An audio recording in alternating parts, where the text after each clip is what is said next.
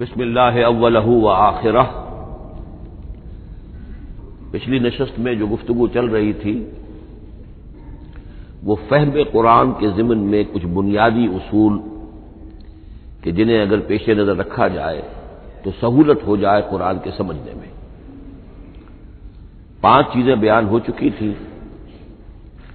Number 1، قرآن کا اسلوب استدلال منطقی نہیں ہے، فطری ہے، نیچرل اور خطابی ہے، انسان کو خود غور و فکر کرنے اور اپنے اندر جھانکنے کی دعوت دیتا ہے قرآن۔ ثانیاً، قرآن مجید کی آیات میں تقسیم ہے محکمات اور متشابہات، اور سورہ آل عمران میں جہاں اس کا ذکر ہے فرما دیا گیا ہے کہ اہل ایمان کا شیوہ یہ ہونا چاہیے کہ وہ محکمات پر اپنی توجہ کو مرکوز رکھیں